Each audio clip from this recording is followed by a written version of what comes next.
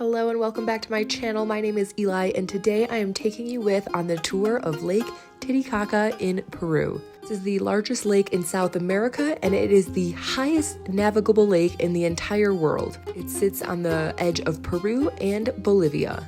This tour departs from the Peru side in Puno, and I did an overnight tour where the first destination we headed off on the boat to the floating islands. On the way there, they let us know that this lake has actually lost a ton of water over the past 14 years. It has gone down about 2 meters, which is not good. That is definitely a product of global warming, and hopefully this season brings in a lot of rain to help bring the water back up. So the first stop here is Uros. This is the floating islands of Lake Titicaca. Everything you see here is all made from the reefs that grow around the island. They dry out the reefs and then build the island that they live on from it. It is about 1 meter deep. Here, as you can see on that block of this really cool, it's almost like a spongy dirt compost. Let us touch it and showed us how it flowed and did a little demonstration. So it's about 1 meter of this spongy dirt and then 1 meter of the reefs on top. And they gave us a little demonstration of how it's built and everything. And this is a stove where they cook. And then after, they were so gracious to let us tour their home. Oh, and this is what they do for fun. They love to weave. Everybody loves to weave, and they make beautiful blankets and pillowcases. This is a look inside their shelters where they sleep. Tons of clothes. It was quite cold, so they need all the layers to stay nice and warm out here, but just a cozy little bed. The ground was definitely very spongy to walk on, and it was really amazing because the locals that live here were just barefoot and enjoying it. That's me just being happy to be here. And then after they let us tour their little home and educated us all about it, they picked us up on their boat, which is also made out of the reef material. And of course, 2 strong women were paddling it. They are so awesome. They welcomed us and gave us a ride to another island. I got lucky and got a seat up at the top here. It was beautiful views and just to look around the community and all of the different floating islands that there are. There was many other tourists and boats going out as well.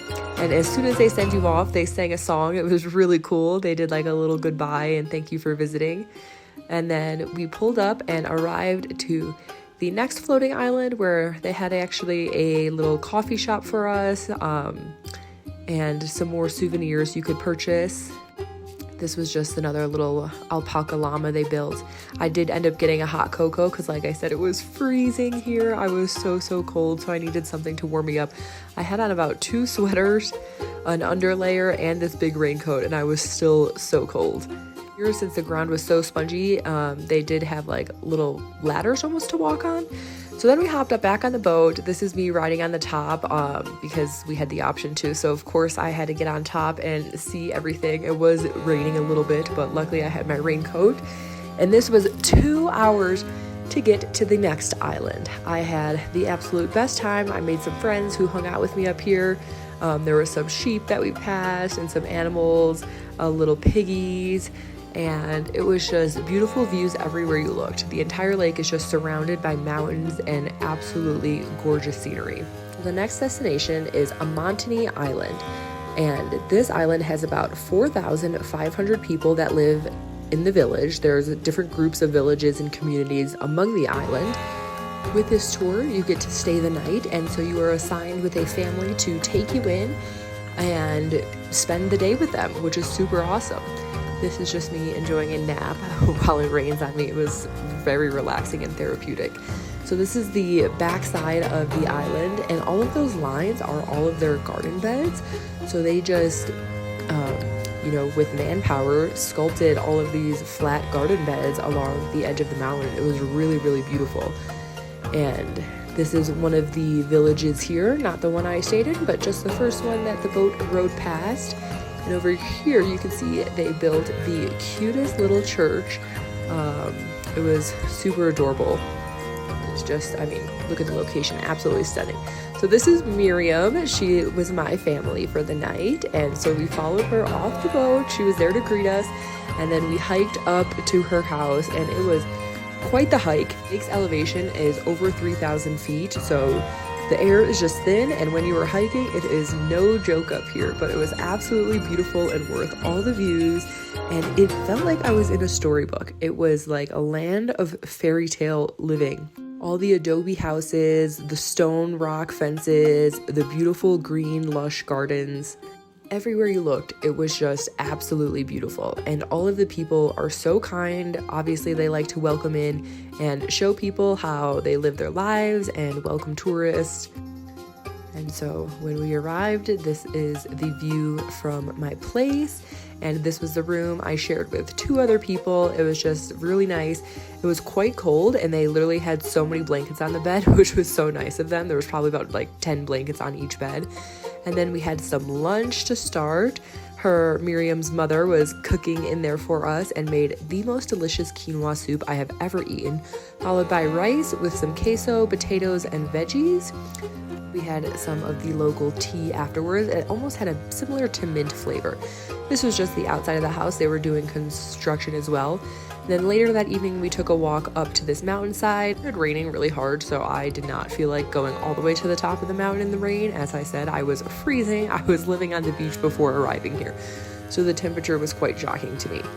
I just waited for the rain to go down a bit and had a little solo time, and I found a cool place to just hang out and watch the sun go down. And I had a lovely meditation here on the side of these rocks where I just sat and watched the sun go down. I had just the time of my life exploring and being so absolutely grateful to be here and to experience the way that they get to live. Until you truly live somewhere very remote, I don't think people realize how hard it is to get electricity and power from the mainland here. And so just being able to witness how much they have on the island and how much they've built up is just truly incredible. No big, construction equipment or anything of that sort, because it's not possible to get it here, is just truly amazing. And all these handmade rock fences that just surround the island is just incredible. Like the time and dedication it must have taken to build all these. And after a nice little solo meditation on the most beautiful island, I headed back to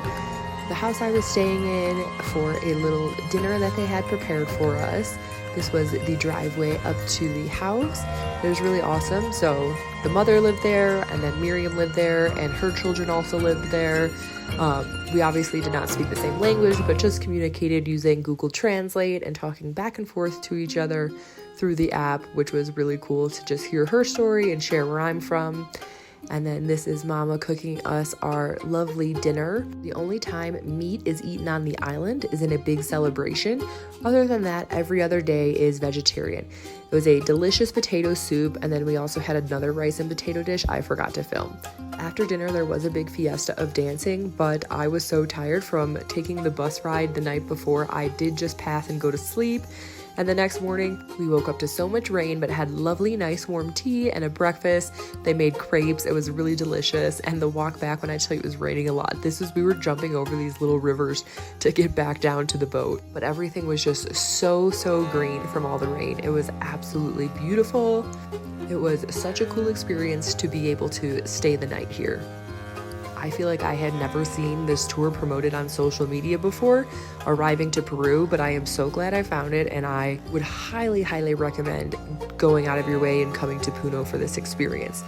But it's not over yet. We got back on the boat for about an hour boat ride over to the other island of Taquile.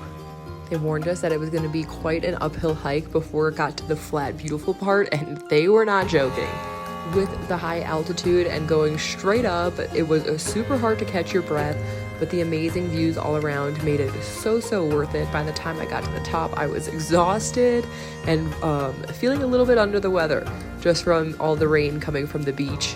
We had about an hour to chill in this beautiful plaza, and like I said, it was a little bit rainy, but it was so absolutely beautiful just to experience all the local culture, all the hand-knit goods, the paintings, just walking around and exploring everything. And then I decided to get an orange juice to try to help me feel better, and she just hand cranked it, and it was so delicious.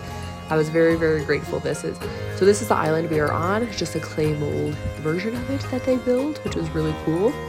And yeah, just hanging out in the rain, ready to get going to eat lunch up here on this island. But oops, that's me going through it again. But then they came to perform a little show, a group of locals.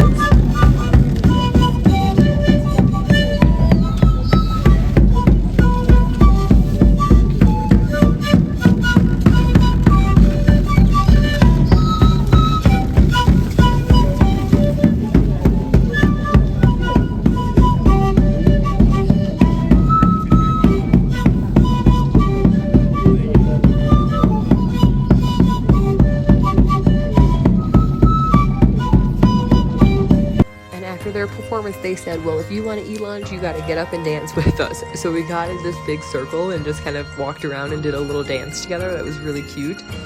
And as soon as we were ready to leave and head to our lunch destination, the sun began to come out. And when I tell you, this was probably one of my favorite travel days of my lifetime, I mean it. I've been a lot of places in this world, and this island is definitely one of the tops. Look at this cute little sheep here. Okay, so as we began walking and the sun started to come out, it was breathtaking everywhere you looked. Like I said, the fairy tale continues. All of the houses, all of the gardens, all of the people, it just was absolutely magical. And the weather was just phenomenal. Apparently this spiky plant makes good shampoo, which I was like, how do I buy it? I want one of these spiky plants in my house to make really good shampoo. And then I found a eucalyptus tree and crushed it up, and oh my god, sniffing it helped clear my sinuses so much. It was so fresh and refreshing. But just look at these views as the sun started to come out. It was absolutely glorious. The temperature was perfect. The views were perfect. Everything about this experience was absolutely phenomenal. Here is me being so happy to be here. I am beyond grateful for this. If you're new here, I am a water girl through and through. I love being in the water. I jump in any type of body water I live next to all the time. I could just float in the ocean all day. And standing up here, looking at how fresh and refreshing this water looked was like torture because I just wanted to jump in. But luckily it was lunchtime. We arrived at this restaurant with these views. Like, these were the views from our restaurant. I could not get over how absolutely stunning this place was. We had the choice of choosing from the fresh caught trout, or there was another vegetarian omelet option. I believe with there being so many fish in this lake, I would assume there would be more fishing boats out there, but there really wasn't, which was very awesome to see. But this was the table setup, and like I said, how can you go wrong with these views? All the flowers were just so vibrant from having the bit of rain. And before they served our lunch, they gave us a little demo on how to make that shampoo. So they crushed up the spiky plant, and he's just using 2 rocks to crush it all up. And then he will put it into the water with a cloth, and it turned so sudsy, and then he used sheep's wool to give us a little demonstration to how clean it comes out after using it. And apparently the shampoo is also really good if you're going bald. He said that people use it here and you never will go bald. You won't lose your hair. And I was like, I need that. But you can see the difference of how clean the wool got. It was so amazing. It was like flourishing. It was so white from how dirty it started. I was truly amazed. This was a really cool thing to be able to watch. And here I think you can get a glimpse of the before and after of the sheep's wool. So knitted their whole entire outfit, which is really cool. Men on the island are known to knit. And so then our food was served. First came out these little like fried dough, just like some breads, a quinoa soup, delicious, and then the fresh trout, also delicious. Everything was super amazing. And then the local tea again, and I ate every little bit of it. I was so satisfied.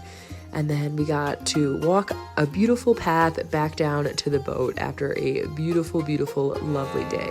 So this tour started about 8 a.m. on day 1, and then by the time we returned back to town, it was about 3 or 4 p.m. the next day. So about a 48-hour tour, but I highly recommend going here because it was so magical, and I hope you enjoyed spending the day with me. On the boat ride back, obviously I had to sit back on top, and because there was sunshine out, I did have some people join me up here. It was so relaxing, but it also got so hot up here with the elevation and the sun. It was no joke. But again, just stunning views everywhere you look. Thank you so much today for tuning into this video. Please follow and like and comment and subscribe to my channel for many more adventures to come your way. And feel free to comment any other questions you may have. I will be happy to answer and share what I know. Thank you.